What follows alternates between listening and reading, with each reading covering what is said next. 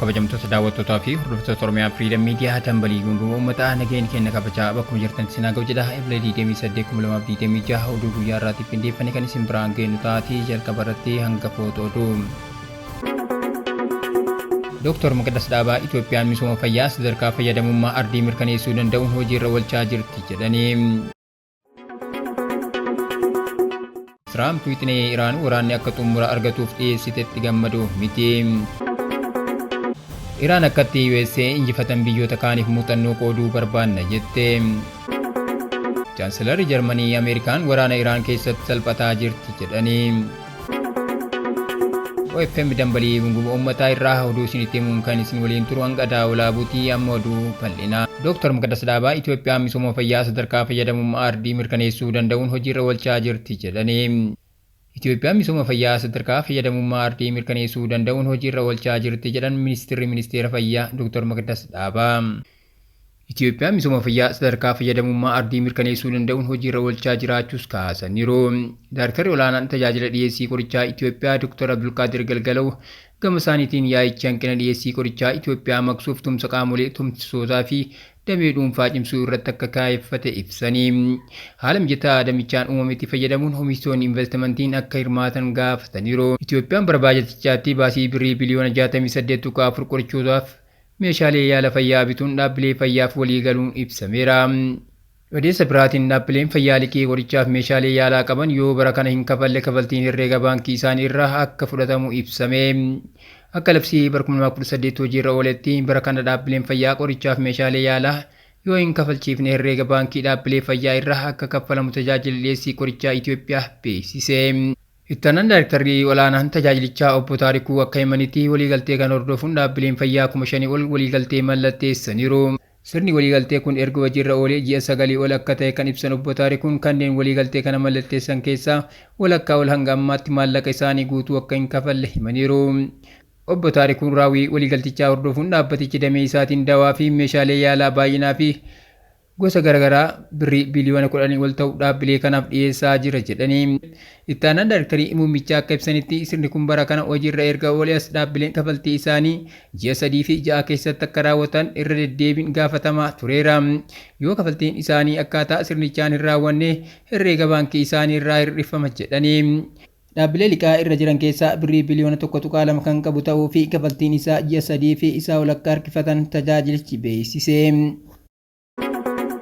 Pireezidaantii Tiraamp wixinee Iraan waraanni akka xumura argatuuf dhiyeessitetti gammadu miti. Pireezidaantiin Ameerikaa Doonaald Tiraamp wixinee haaraa Iraan waraana baha jiddu galeessaa keessatti baatii 2 oliif deemaa jirutti xumura tolchuuf dhiyeessitetti gammadoo akka hin taane Reuters maddoota isaa eeruun gabaaseera. Pireezidaantiin Ameerikaa Doonaald Tiraamp wixinee haaraa Iraan waraana baha jiddu galeessaa keessatti baatii 2 oliif deemaa jirutti xumura tolchuuf dhiyeessitetti gammadoo akka hin taane Reuters maddoota isaa eeruun gabaaseera. Iraan wixinee haaraa kanaan dhimma gabbisa Nikulaa isii irratti mari'achuuf qophii kan taatu erga waraanichi dhaabbatee booda ta'uu akka malu beeksisuunis waan Tiraampiin itti gammachiisne ta'uu hubatame. Ameerikaa fi Iraan marii Paakistaan Islaambaaditti marsaa jalqabaan taasisan irratti gama lamaaniinuu dhimma Nikulaa Iraan ittiin dhabamsiisuu danda'an irratti waan abdii qabu mul'ate kan ture akka ta'e ni yaadatama. Pireezidaantii Tiraamp anniisaa Nikulaa Iraan dhabamsiisuun yeroo dheeraa kan fudhatuu fi adeemsa walxaxaa kan qabu ta'uu ibsaniiru. Iraan marii tokkollee Ameerikaa waliin adeemsifamuu isaa dursuun uggurii galaanaa irraa akka ka'uu fi dhimmi anniisaa Nikulaa yeroof akka dheereffamu gaafachuunis beekame. Kanumarraa kan ka'es Tiraamp mari'attoota isaanii erguuf qophii akka hin taane ibsuun Iraan waliin bilbila qofaa mari'achuu kan itti fufan ta'uu beeksisuu isaanii miidiyaaleen gabaasaniiru. Iraan yakka saamichaa galaana irraa raawwataa jirti jechuun Ameerikaa himachuunis beekameera. Iraan Ameerikaa kan himatte sababa dooniiwwanis galaana Indiyaa irratti torban darbe keessa uggurteef jedhame. Iraan akkatti USA injifatan biyyoota kaaniif muuxannoo qooduu barbaanna jette. Ministeera ittisaa ittaanaa kan ta'an Reezaa Talaayinik biyyi isaanii akkaataa Ameerikaa injifachuun danda'amu irratti biyyoota walaba ta'aniif muuxannoo qooduuf fedhii akka qabdu dubbatanii. Ministeera ittisaa ittaanaa Iraan kan ta'an Reezaa Talaayinik biyyi isaanii akkaataa Ameerikaa injifachuun danda'amu irratti biyyoota walaba ta'aniif muuxannoo qooduuf fedhii akka qabdu dubbatanii. Miidiyaa mootummaa Iraan yaada qondaala kana waabeffachuun akka gabaasetti Iraan biyyoota miseensa jaarmiyaa Shanghai Cooperation Organization jedhamu ta'aniif muuxannoo qooduuf fedhii fi qophii guutuu qabdi.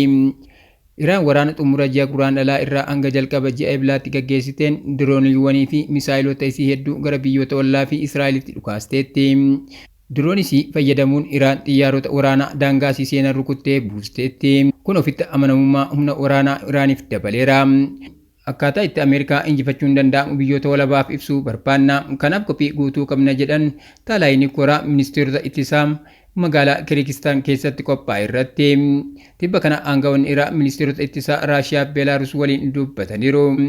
Raashiyaa fi Beelaaruus gama isaaniitiin hariiroo Iraan waliin akka cimsan ibsaniiru. Waraanni USA Israa'elii fi Iraan guyyoota 40 erga gaggeeffamee booda jalqaba ji'a kana dhukaasni dhaabbateera. Garuu marii dippiloomaasii adda cite. Gama kaaniin paarlamaan Iraan hulaa Hormuz keessatti doonii diinaa irratti haa xiyyeeffatamu jedhe. Iraan seera haaraa humnoonni waraanaa isii doonii diinaa daldala boba'aa addunyaatiif daandii bishaanii murteessaa ta'e Strait of Hormuz keessa darban akka haleeltu wixinee hayyamu qopheessaa akka jirtu gabaafameera. Wixineen seeraa haaraan kun humnoonni waraanaa Iraan dooniiwwan diinaa Strait of Hormuz keessa darban kallattiin irratti xiyyeeffachuuf aangoo seeraa kan kennu ta'uu dura ta'an Komishinii Nageenya Biyyaalessaa Paarlaamaa Iraan Ibraahim Aziz televezyiinii mootummaa irratti ibsaniiru. Tarkaanfiin kun tarkaanfii olaantummaa waraanaa Iraan naannicha keessatti qabdu agarsiisuu fi Ameerikaa fi michoota isii irratti dhiibbaa uumuuf akka fudhatametti ilaalama. Strait of Hormuz daandii bishaanii murteessaa daldalli boba'aa addunyaa harka 3 keessaa tokko ittiin darbudha. Seerri kun yoo ragga'e hojiirra oole gatiin boba'aa addunyaa ol ka'uu mala. Waldhabdeen waraanaa baha jiddu galeessaa keessatti uumames waraana guutuutti nama geessuu kan danda'uu fi waldhabdeen Ameerikaa fi Iraan jidduu jiru daran hammeessa. Beeksisni kun kan bahe yeroo Iraan daangaa banuuf karaa dippiloomaasii isii irratti mari'ataa jirtutti yoo ta'u, kunis biyyattiin imaammata kaarotaa fi ulee hordofaa akka jirtu agarsiisa. Gama tokkoon marii gama biraatiin ammoo doorsisa waraanaa fayyadamuun humna siyaasaa argachuuf yaalaa akka jirtu xiinxaltoonni ni dubbatu. Chaansilarii Jarmanii Ameerikaan waraana Iraan keessatti salphataa jirti jedhanii. Qondaalli Jarmanii Friedrich Merz waldhabdee waraana Iraaniif Ameerikaa jidduutti deemaa jiru keessatti Ameerikaan salphataa jirti jechuun haalli kun rakkoo tarsiimoo guddaa akka ta'e akeekkachiisanii. Qondaalli Jarmanii Friedrich Merz waldhabdee waraana Iraanii fi Ameerikaa jidduutti deemaa jiru keessatti Ameerikaan salphataa jirti jechuun haalli kun rakkoo tarsiimoo guddaa akka ta'e akeekkachiisanii. Akka gabaasa Aljazeeraatti qondaalli Jarmanii Friedrich Merz ibsa wiixata kaleessaa magaalaa Maarsbarg keessatti barattootaaf kennaniin Waashingitan waldhabdee kana keessa karaa ifa ta'e akka hin qabnee fi Teheraan ammoo olaantummaa argataa akka jirtu ibsaniiru. Rakkoon amma mudate kanaan dura Afgaanistaaniif Iraaq keessatti mul'ate wal bira qabu rakkoo guddaa waldhabdee akkanaa keessatti akkamitti akka seenan qofa osoo hin taane akkamitti akka keessaa baanidha kana waggoota 20 darbaniif argineerra jedhanii. Chaansilar Jarman Friedrich Merz Iraan amala abshaalummaa guutee marii taasisuun Yuunaayitid Isteetsi salphisaa akka jirtu hubachiisuun Waashingitan waraana itti fufee jiru kana keessaa ba'uuf karoora ifa ta'e dhabuu isii qeequun gaaffii keessa galchaniiru. Friedrich Merz mootummaan Iraan karaa ulfaataa ta'een mari'ataa jira jechuun biyyattiin humna isii kan eegame caalaa agarsiisaa akka jirtu dubbataniiru jechuun Aljazeera gabaaseera. Itti dabaluudhaanis dhiibbaa waraanni kun diinagdee Jarmanii irratti geessisaa jiru ibsanii. Haalli amma jiru baay'ee walxaxaa baasii guddaa nu irratti fe'aa jira. Waldhabdeen Iraan waliin jiru oomishtummaa diinagdee keenya irratti kallattii dhiibbaa qaba jechuun ibsaniiru. Dabalataanis Berliin daldala karaa Strait of Hormuz kan dhiyeessii boba'aa addunyaaf murteessaa ta'e eeguuf dooniiwwan eegumsaa bobbaasuuf qophii ta'uu ibsaniiru. Haa ta'u malee tarkaanfiin akkasii kan fudhatamu waldhabdeen kun erga xumuramee booda qofa akka ta'e cimsanii dubbachuu isaanii gabaafame.